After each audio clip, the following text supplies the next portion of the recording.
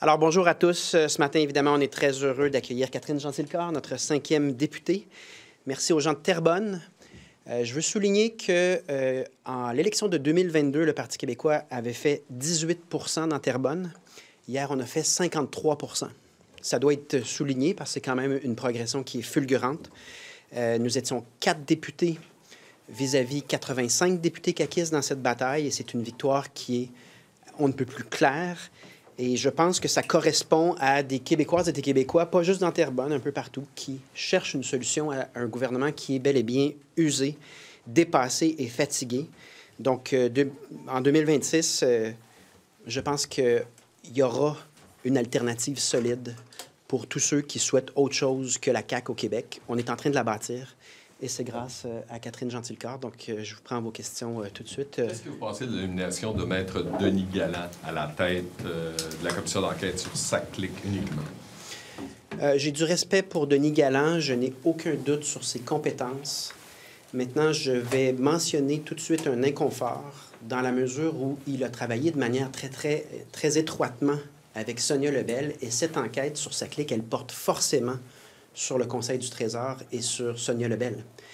Donc, vous connaissez comme moi les règles, indépendamment de la compétence, et je ne doute pas de l'intégrité de M. Galland, on ne fait pas des nominations pour créer une apparence de partialité. Il faut que vraiment il y ait une distance. Et là, je me questionne, je n'ai pas toute l'information, mais je sais, parce que j'étais impliqué à cette époque-là, je souhaitais vraiment la commission Charbonneau. Je sais qu'ils ont travaillé très étroitement ensemble. Donc, est-ce qu'il y a suffisamment de distance? On est en train de recueillir un peu les faits sur cette relation-là. Mais évidemment, il faut le mentionner, le travail, c'est notamment d'enquêter sur les décisions du Conseil du Trésor et donc celle de Sonia Lebel. À ce stade-ci, je peux juste mentionner un inconfort. Est-ce que ça aurait dû être quelqu'un d'autre? Bien, c'est-à-dire qu'il y a plein de gens qui peuvent faire ce travail-là avec compétence au Québec. Pourquoi choisir quelqu'un qui a des liens étroits avec la personne en charge du Conseil du Trésor? À ce stade-ci, je dois au moins poser la question. Est-ce que lorsque vous lirez le rapport, vous aurez quand même un doute, si c'est M. Galland qui pilote l'histoire? Je ne suis pas prête à dire ça à ce stade-ci. Je pense qu'en fait, vous allez faire le travail plus vite que nous, à savoir quelle est justement la nature et l'intensité des liens entre M. Galland et Mme Lebel, mais je suis surpris qu'on n'ait pas considéré ça dans la nomination, étant donné qu'il y a des liens professionnels très étroits qui sont indéniables. Demandez-vous la récusation à ce moment-là? Non, on va se donner du temps avant de se prononcer formellement, parce que justement, il y a un certain nombre de faits qu'on va aller chercher avant.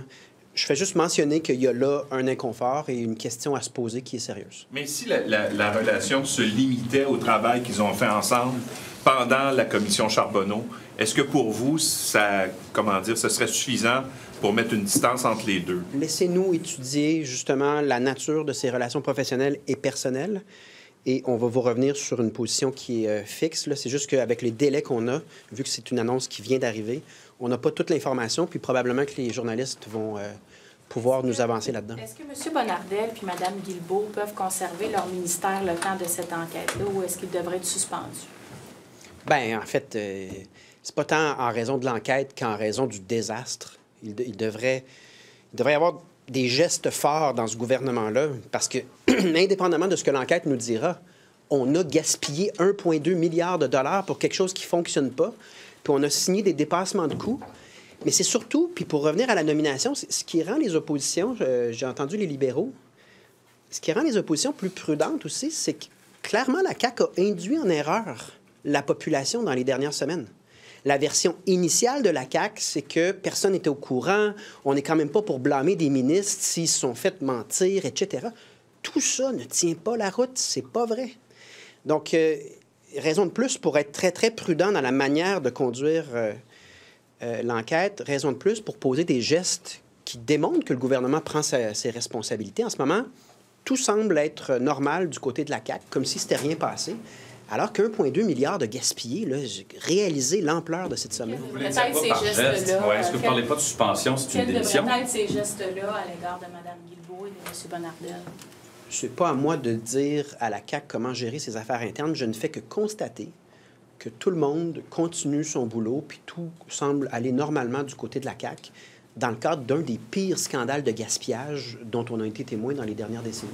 À première vue, le juge Galland n'aurait pas la capacité de contraindre quelqu'un à témoigner lors de la commission. Est-ce qu'il devrait l'avoir? Oui. Pourquoi? Mais ça, vous me l'apprenez. Donc, vous... C'est sur invitation, selon ce qu'on peut lire dans le communiqué. Exact. Les gens seraient invités à venir témoigner. Hein?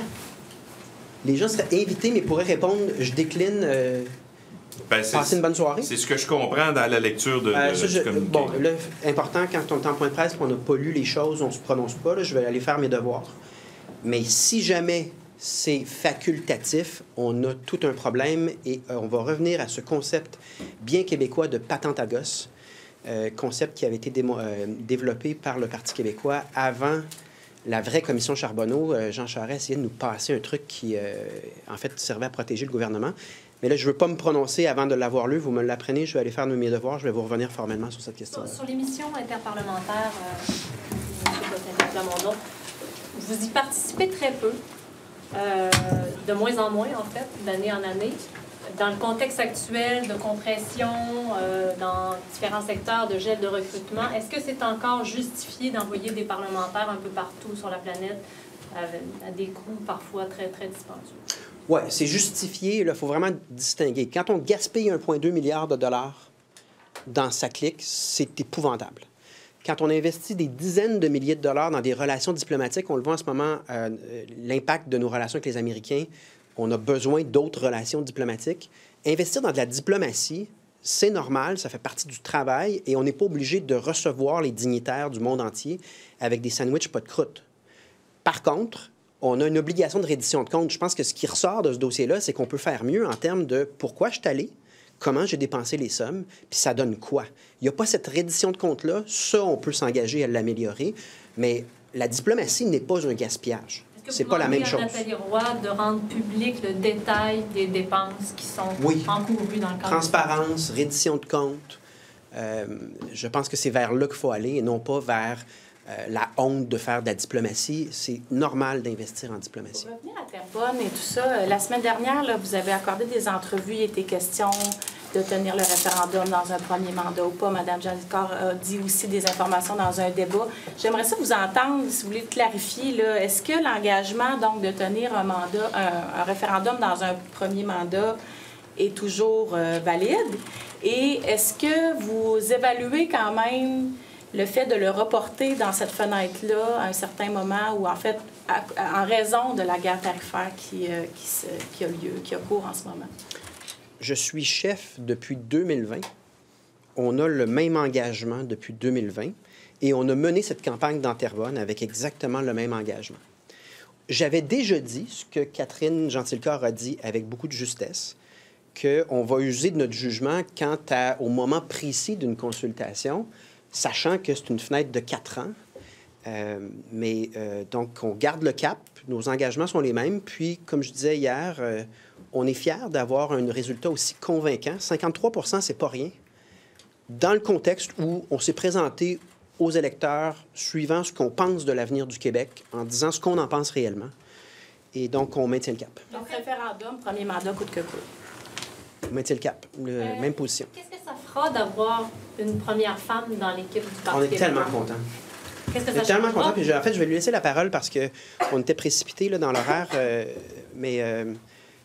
On va discuter cet après-midi des responsabilités des dossiers. Donc, on aura des annonces à faire là-dessus demain. Mais on accueille non seulement une femme, on avait vraiment hâte, mais on accueille une femme qui est compétente et qui vient de démontrer à travers sa campagne qu'elle génère beaucoup d'actions, elle en prend, elle est capable d'avoir un impact immédiat sur notre équipe. Donc, je n'insisterai pas assez sur à quel point c'est significatif pour nous, la confiance que les gens de Terrebonne nous donnent, mais la possibilité de travailler avec Catherine là-dessus, je te laisse la parole. Merci de m'accueillir. Donc, comme on l'a dit un petit peu, c'est avec beaucoup de fierté, mais aussi avec humilité que j'accueille les résultats de l'élection d'hier soir, évidemment. Enfin, les citoyennes et les citoyens de Terrebonne retrouvent une voix libre à l'Assemblée nationale. C'est le mandat qui m'a été confié et j'entends l'honorer. Et on est plus que jamais motivés à défendre les intérêts et des gens de Terrebonne et des Québécois dans leur ensemble. On le sait, la campagne a porté sur différents enjeux, des enjeux chauds pour les gens de Terrebonne, les gens de la Naudière aussi. Entre autres, le transport en commun, mais on m'a énormément parlé des coupures en santé, en éducation, de l'impact que ça avait. On m'a parlé énormément des fiascos économiques. On m'a parlé de Nordvolt, encore plus depuis l'annonce récente. Et puis, on m'a parlé évidemment de SACLIC énormément. On sent un ras-le-bol chez les gens de Terrebonne. On sent que ça reflète aussi un ras-le-bol plus généralisé chez les Québécois, chez les Québécoises. Mon premier objectif, là, c'est de rapidement servir les citoyens et les citoyennes. Ça fait 6 mois qu'ils ne sont pas représentés à l'Assemblée nationale. Les dossiers s'accumulent sur le bureau de circonscription. Je l'entends, plusieurs citoyens qui sont venus me voir pendant la campagne pour me dire « Mes dossiers ne bougent pas, j'ai besoin d'aide ». Donc, ma priorité, là, en ce moment, c'est de mettre en place une équipe forte pour pouvoir répondre à ces besoins-là là, des gens dans la circonscription. Puis évidemment, très hâte d'être assermentée pour pouvoir pleinement prêter main forte à l'équipe de Paul Saint-Pierre Plamondon, des deux Pascal. Je pose ma question, qu'est-ce qu'une femme, une première femme dans votre équipe, ça va changer dans votre façon de faire de la politique? Bien, exactement. Mais moi, je veux être une voix féminine forte, mais féministe forte aussi pour l'équipe du Parti québécois. Ce qui m'a touchée énormément pendant ma campagne, c'est le nombre de jeunes femmes et de filles qui sont venues me parler, qui sont venues me dire que mon implication en politique les inspirait, leur donnait de l'espoir. C'est important, cette responsabilité-là. Je veux aussi porter leur voix. Je veux qu'elles sentent que leur voix est, elle aussi, entendue à l'Assemblée nationale.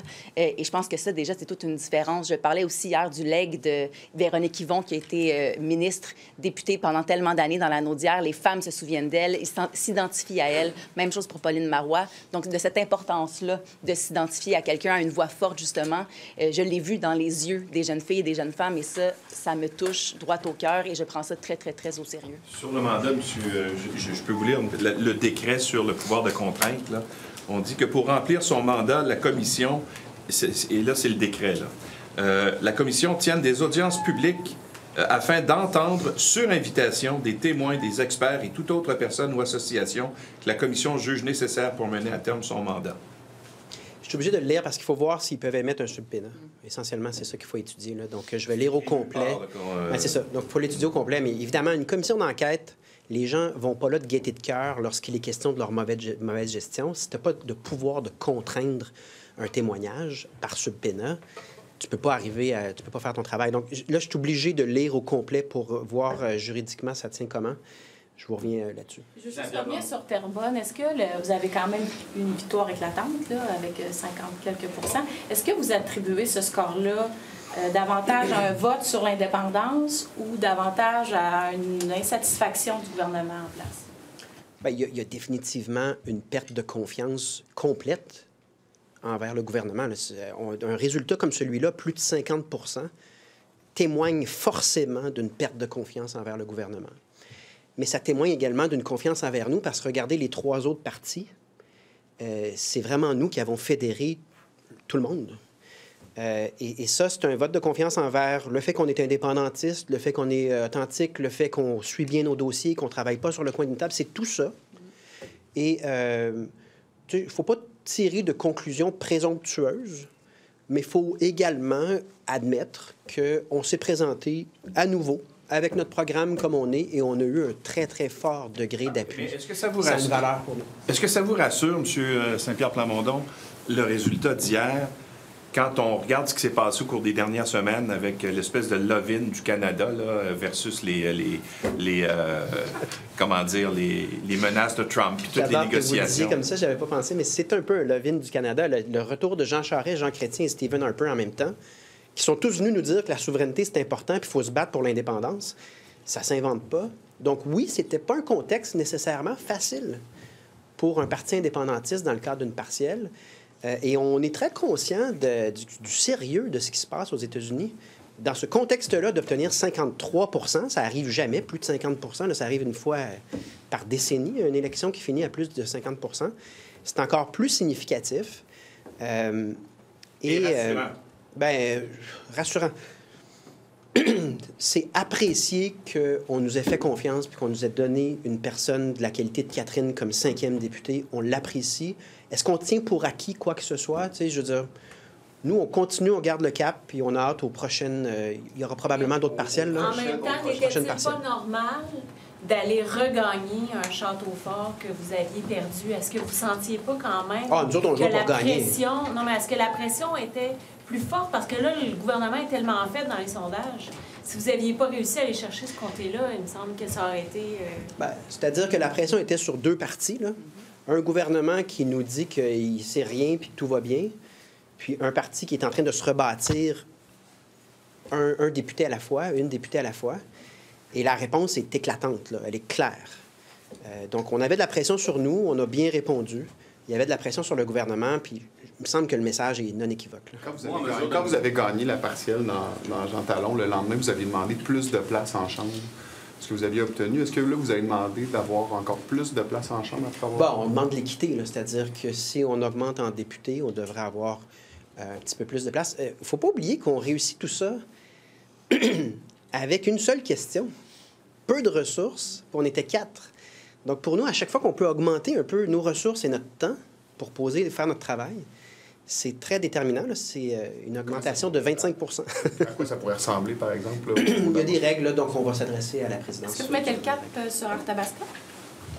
Arthabasca et peut-être d'autres endroits. Hein? Donc là, il y a des choses qu'on va apprendre, j'imagine, d'ici à l'été. Mais on va être content de relever d'autres défis. On ne prend rien pour acquis. Mais il y a là une source d'espoir et de confiance, je crois, d'une formation politique qui se rebâtit. Je pense qu'on peut qualifier la candidature de Pascal Paradis de solide. Vous allez découvrir que Catherine Gentilcorps est solide. Et cette démarche-là de bâtir, je pense qu'elle est nécessaire et elle fait du bien dans un contexte de confiance vraiment effrité vis-à-vis du gouvernement. Quels sont les dossiers que Catherine Gentilcorps va porter? Donc, on a une réunion tantôt, on s'en est parlé, mais les annonces vont être faites demain là-dessus. Il y en a, vous avez un intérêt? Parler de conditions féminines, notamment, peut-être? Ça peut vous intéresser? Ou... Mon expérience est vaste, mes intérêts sont nombreux. On connaît mon expérience, mais c'est vrai, tu sais, je veux dire, j'ai été gestionnaire dans le domaine de la culture, des médias, j'ai été PDG d'une organisation en technologie, j'ai été présidente du parti aussi. C'est pas le boulot qui manque, puis les dossiers qui manquent non plus, donc on pourra confirmer ça. Sentez-vous moins, M. Pascal Plamondon, quand même au sein d'un boys club maintenant? Pardon? Vous sentez-vous moins au sein d'un boys club? Ah, mais on n'a jamais souhaité être un boys club, là. On est tellement contents. Je veux dire, c'est ça qu'on souhaitait. Donc, on ne peut pas être plus heureux. Je confirme, ils sont très contents. Très Madame Gentilcorps, on the results in Terrebonne, do you see this as a win for your party or more as a vote against the CAQ? I think it's a win for the party. I mean, the chef told it earlier. People think that we're very rigorous. They think that we work well. They think that we're strong. That's what I heard on the field the last couple of months. So clearly it's a win, but of course there's a lot of how could I say that? Disappointment toward the CAQ, and I heard that a lot too. I mean, the fiasco with SACLIC, with the Nordvolt as well. So it's very clear that they wanted to send a message to the CAQ. Regarding this, like they came out, the CAQ government came out with the mandate of the public inquiry on the SACLIC fiasco just a few hours after a victory, the PQ victory. Is it a coincidence or it's to create diversion? It's a great question, I think. It's a very good question to ask. But I can tell you that people were very disappointed about SACLIC and that they were very sick of it. If I may, your question is relevant, but I think the score in Terrebonne cannot go unnoticed. It's there. Yeah. And it's solid. Yeah. So it means something to the Strong. government. It means something for the next steps for the Parti québécois. It doesn't guarantee anything, so we don't take anything for granted. But you cannot get a stronger signal in a by-election than 53%. I mean... And Denis Galland, is it a good choice or it should have not been the first choice of the CQ? So I trust the competence of Denis Galland. I trust his integrity. However, there are many lawyers and very competent people in Quebec to do such an inquiry. And given that there are obviously strong ties between Galland and Sonia Lebel, and that this inquiry is partly about Sonia Lebel's decision to go ahead with a project of $1.2 billion for reasons that are very hard to understand, given that the government has been leading everyone towards lies in the first week, saying we don't know nothing about that, we were lied to, we're victims. All this is not true. Given that context, I'm uncomfortable. That's as far as I can get as of now, because I don't know. We'll get more information about what's the professional and friendship relationship between Sonia Lebel and Denis Galland. But I have to ask the question, why would we choose someone who has strong ties with the person in the middle of that inquiry? Why would we choose someone with strong ties if the objective is to have an appearance of impartiality, of independence in such a process? The question must be asked, and we need a bit more time to just try to understand the nature of that potential appearance of partiality. And just quickly, can you just clarify, are you still committed to holding a referendum in your first mandate, even within the current context with the U.S.? So the position of the Parti québécois has been the same since I'm the leader of the party in 2020, and we keep the same position, and we have kept that position during Terrebonne, and I think we got a very good result. Can we hear from you on your first issues that you're going to address as a newly elected MNA? The first issue I'm going to address is to serve the citizens because they have been without voice for 6 months now. So I want to make sure that all the files that are on the desk right now, we're going to take care of them. So that's my main priority for citizens in Terrebonne. Merci. Merci.